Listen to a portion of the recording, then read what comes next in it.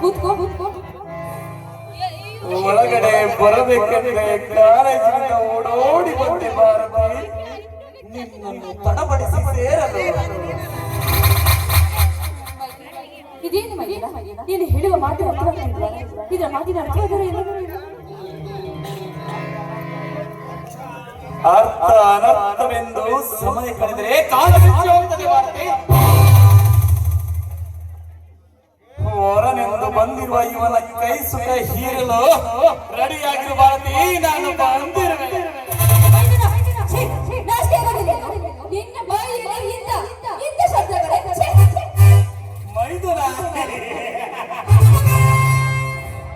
ಯಾರು ಮೈದುನ? ಎಲ್ಲ ಹಣವನ್ನು ಹಾಳು ಮಾಡಿ ಹಳ್ಳಿಯನ್ನ ತೆಗೆದು ಕಾಲೇಜಿನಲ್ಲಿ ಹುಡುಗಿರಿದ ಚಕ್ಕಂದಾಡಿ ಮೆರೆತಿದನಲ್ಲ, ಬಹುದಿನದಿಂದ ಬೆಳೆಸಿದ ಬಂಗಾರದ ಚೀಕಿಗೆ ಬೇಟೆಯಾಡಲು ಬಂದಿರುವ ನಾನು ನಿನ್ನ ಪಾಲಿನ ರವಣ. ಅತ್ತಿಗೆ ಜೊತೆ ಯಾವ ರೀತಿ ಮಾತಾಡ್ಬೇಕು ಅನ್ನೋ ತಾಯಿ ಸಾವಿರಾದಂತ ಅತ್ತಿಗೆ ಜೊತೆ ಇಂಥ ಮಾತುಗಳನ್ನು ಮಾತಾಡುವಂತ ನೀನು ಯಾವ ಹೇಳಿ ಗಂಡಸಲ್ಲ? ಬಾಯ್ ಬಚ್ಚ ಹೇಳಿ ಗಂಡಸ. ಹರನಿಗೆ ಎದುರಾಗಿ ನಿಂತು ಪ್ರಾಣದ ಭೀತಿ ಇಲ್ಲ ಈ ಕಾಳಿಗೆ. ಭಾರತಿ, ದೇವರ ಆಟ ಆಡುವ ನಿಜ, ಆದರೆ ಆ ಧರ್ಮರಾಯನು ದೇವ ತಾಂಡನೆ, ಆ ಸುಗ್ರೀವನ ಅಣ್ಣ ವಾಲಿ ಅವನು ದೇವರ. ಎಂತೆಂತ ಮಹಾಪುರುಷರೇ ತಮ್ಮ ತಮ್ಮಂದಿರ ಹೆಂಡತಿ ಜೊತೆ ಸರಸ ಮಾಡ್ತಿರುವಾಗ ನನ್ನ ಪಾರೇನು ಭಾರತೆ. ಕಾಮುಕ ನಾಚಿಕೆ ಆಗೋದಿಲ್ವೇನೋ? ತಾಯಿಯಂತೆ ಮಮತೆಯನ್ನು ತೋರಿಸಿದ ಈ ಅತ್ತಿಗೆ ಮೇಲೆ ಇಂಥ ಮಾತುಗಳನ್ನು ಬೀರಿ ಕೆಟ್ಟ ಕಾಮಕತನೆ ಅಂತ ಬೀರ್ತಾ ಇದೆಯಲ್ಲ. ರಾಮಾಯಣದಲ್ಲಿ ನೀನು ನೋಡಿರ್ಬೋದು, ಅದು ದ್ವಾಪರ ಯುಗದಲ್ಲಿ ನಡೆದಂತ ಯುದ್ಧಗಳೇ ಬೇರೆ ಆಗಿರ್ಬೇಕಾದ್ರೆ ತನ್ನ ಹೆಣತನವನ್ನು ಬಿಟ್ಟು ಕೊಡದೆ ಆದಂತ ಪ್ರತಿಕಾರವನ್ನು ತೀರಿಸಿಕೊಳ್ಳೋದಕ್ಕೋಸ್ಕರ ರಾವಣನು ಯಾವ ರೀತಿಯಾದಂತ ಎಲ್ಲ ಅದೇ ರೀತಿ ನೀನೇನಾದ್ರೂ ನನ್ನನ್ನು ಕೆಣಕಿದೆಯಾದ್ರೆ ನಿನ್ನ ರುಂಡವನ್ನು ಕತ್ತರಿಸಬೇಕಾಯ್ತು. ಎಚ್ಚರವಾಗಿ ನಿನ್ನ ಶ್ರೀರಾಮಚಂದ್ರ ಅವನ ಹೆಂಡತಿ ಸೀತಾ ಮಾತೆಯನ್ನೇ ರಾವಣನ ಲಂಕದಲ್ಲಿಡುತ್ತಿದ್ದ ಕಪಿ ಸೈನ್ಯದ ರೀತಿ ಕೇಳುತ್ತಿದ್ದ.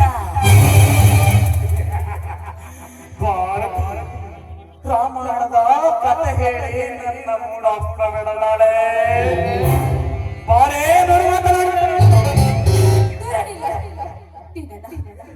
ಮೈದುನ ಅಂತ ಪ್ರಾಣಕ್ಕಿಂತ ಹೆಚ್ಚಾಗಿ ನಿನ್ನ ಮಮತೆಯಿಂದ ನೋಡಿ ನಾನು ಮತ್ತೆ ನಿಮ್ಮ ಅಣ್ಣ ಎಷ್ಟು ಕಷ್ಟಪಟ್ಟು ನಿನ್ನ ಓದಿನ ವಿದ್ಯಾಭ್ಯಾಸಕ್ಕಾಗಿ ಕಷ್ಟಪಟ್ಟಿನಿ ಅಂತ ಗೊತ್ತಿದ್ದೇನೆ. ಹೀಗೆಲ್ಲ ಇರ್ಬೇಕಾದ್ರೆ ಅತ್ತಿಗೆನೆ ಬಯಸಿ ಬಂದು ಕಾಮದ ದೃಷ್ಟಿಯಿಂದ ನೋಡುವಂತ ನೀರಂತ ಕಾಮ ಪಿಶಾಚಿನ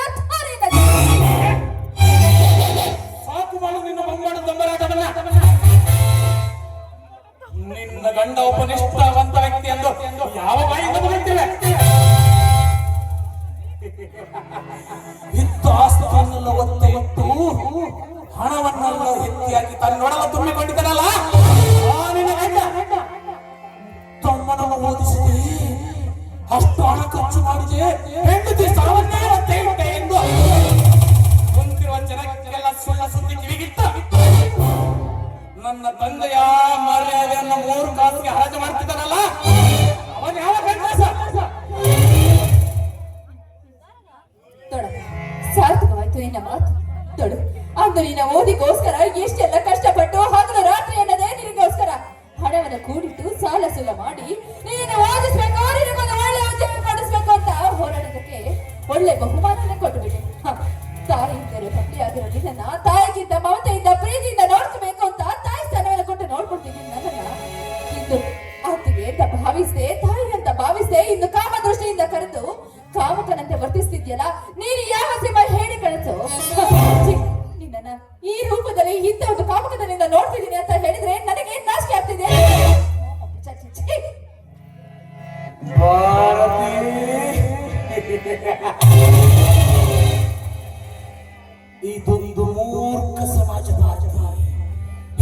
ನಿನ್ನ ಸಮಾಜದಲ್ಲಿ ಎಂತ ಹರಿಹರಿಯದ ಗತಿ ಗೊತ್ತಾಯಿತು.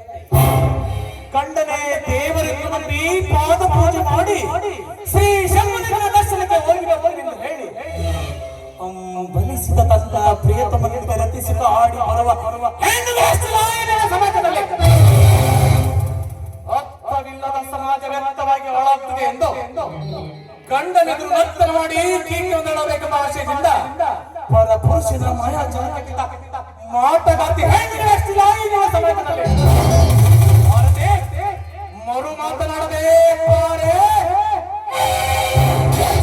ಸಾಕು. ನೀನು ತಾಯಿಗೆ ಗೌರವ ಕೊಡಬೇಕಾಗಿದ್ದು ನಿನ್ನ ಕರ್ತವ್ಯ. ಅದನ್ನ ಬಿಟ್ಟು ಕಾಮಕತನದಿಂದ ತನ್ನ ತಾಯಿಯನ್ನು ಕರೆಯುವಂತ ನೀನೆಂತ ಈ ಹೇಳಿ ಪಶು ನಾಚಿಕೆ ಆಗ್ಬೇಕು. ನೋಡು, ಒಂದು ಹೆಣ್ಣು ಒಲಿದರೆ ನಾರಿಯಾಗಿರ್ತಾಳೆ, ಒಲಿದರೆ ಮಹಾಮಾರಿಯಾಗಿರ್ತಾಳೆ. ಒಂದು ಹೆಣ್ಣತನಕ್ಕೆ ಬೆಲೆ ಕೊಡದೆ ತಾಯಿ ರೂಪದಲ್ಲಿ ಕಾಣ್ದ ನೀನು ನನ್ನನ್ನು ಏನಾದ್ರೂ ಕೆಣಕಿದೆಯಾದ್ರೆ ರಣಚಂಡಿಯಾಗಿ ನಿನ್ನ ರಕ್ತವನ್ನು ಹೀರಬೇಕಾದ ಎಚ್ಚರವಾಗಿತ್ತು. ನೋಡು, ಹೆಚ್ಚಿಗೆ ಮಾತಾಡಬೇಡ. ನನ್ನ ತಂಟೆಗೆ ಏನಾದ್ರೂ ಬಂದ್ರೆ ನಿನ್ನ ಕತ್ತನೆ ಕತ್ತರಿಸಬೇಕಾದದ್ದು ಎಚ್ಚರ.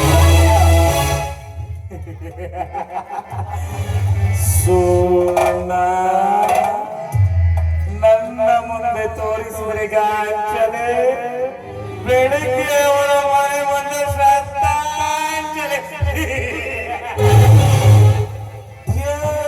Don't waste my time. Come on, Benito.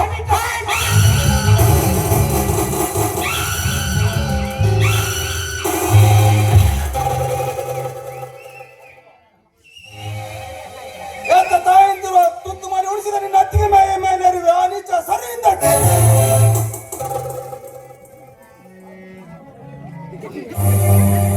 ಅಣ್ಣ ಅಣ್ಣ ಅಣ್ಣ ಅಣ್ಣ ಆ ರೀತಿ ಮೋಸ ಮಾಡುವ ಮನುಷ್ಯ ನಾನಲ್ಲಣ್ಣ. ಯಾಕಣ್ಣ ನೀನ್ ತಪ್ಪು ತಿಳ್ಕೊಂಡೆ, ನಾ ತಪ್ಪು ತಿಳ್ಕೊಂಡೆ. ಅಣ್ಣನನ್ನು ಯಾವ ಯಾಸೆಯಿಂದ ನುಡಿತಿರುವೆ? ತಮ್ಮಂದಿರ ಬಾಳು ಬಂಗಾರವಾದರೆ ಸಾಕೆಂದು ಆಗಲಿರುಳು ಯೋಚಿಸುತ್ತಿರುವ ಈ ನನ್ನ ಬಾಳಿಗೆಯ ಉಳಿ ನೀರು ಹರಿಸಿದೆಯಾ ಚಾಂಡಾಲ? ನನ್ನ ಜೀವನದಿಂದ ಉಳಿಸಲ ಅಲ್ಲಣ್ಣ ಅಣ್ಣ ಅಣ್ಣ ಅಣ್ಣ ಅಣ್ಣ ಅಣ್ಣ ಕಾಮಿನಿಯಾದ ಕಣ್ಣಿಗೆ ಕಾಣುವುದೆಲ್ಲ ಹಳದಿ ಅನ್ನವಾಗೆ. ಅದಕ್ಕೆ ಅಣ್ಣ ಬಂದ್ರೆ ಅವ್ರ ಜೊತೆ ಸರಿಸಾಗ್ರಿ, ಅವ್ರಿಗೆ ತೊಂದರೆ ಕೊಡ್ಬೇಡಿ, ಅವ್ರನ್ನ ಚೆನ್ನಾಗಿ ನೋಡ್ಕೊಳ್ಳಿ ಅಂತ ಹೇಳ್ತಾ ಇದ್ದೆ. ಅಷ್ಟೊಳಗೆ ಅವ್ರೊಂದು ಕೆನ್ನೆಗೆ ತಮಾಷೆ ಕೊಡಿದ್ರು. ಅದನ್ನ ನೋಡಿ ನೀನು ತಪ್ಪು ತಿಳ್ಕೊಂಡ್ರೆ ಅಣ್ಣ, ನೀನೇನಾದ್ರೂ ಇದನ್ನ ಮುಂದುವರ್ಸಿದ್ರೆ ನನ್ನ ಅನಾಥ ಮಾಡ್ಬಿಡ್ತೀನಿ ಅಣ್ಣ. ನಿನ್ಗೇನಾದ್ರೂ ಅದು ತಪ್ಪನ್ಸಿದೆ